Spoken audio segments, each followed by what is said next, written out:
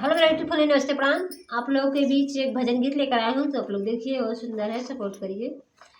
5 रुपया नगद पैसा, 5 रुपया नगद पैसा, माँ के चुनरी ना लैला मरद कैसा, माँ के चुनरी ना लैला मरद कैसा।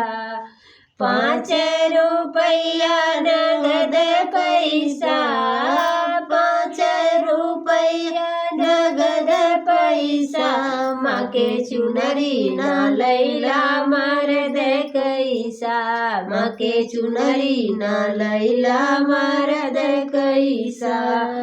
कल साले अइला हो दिवरी भूलैला, कल साले अइला हो देवरी भूलैला, दियरी भूलैला हो देवरी भूलैला।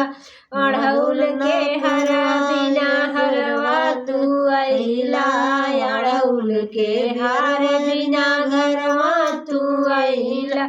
बोलले पर घर देला शेर जैसा, बोलले पर घर देला शेर जैसा, माँ के चुनरी ना लैला मरद कैसा, माँ के चुनरी ना लैला मरद कैसा।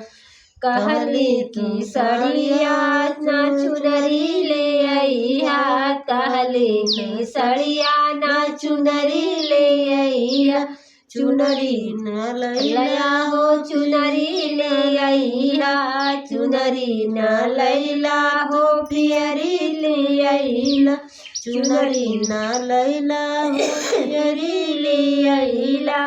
काहे ना कैला खर्च पैसा, काहे ना कैला खर्च पैसा, माँ के चुनरी ना लैला मरद कैसा, माँ के चुनरी ना लैला मरद कैसा।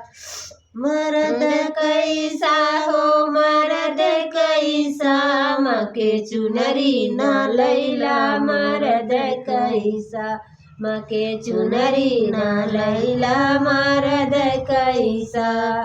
5 रुपया नगद पैसा, 5 रुपया नगद पैसा, माँ के चुनरी ना लैला मरद कैसा, माँ के चुनरी ना लैला मरद कैसा।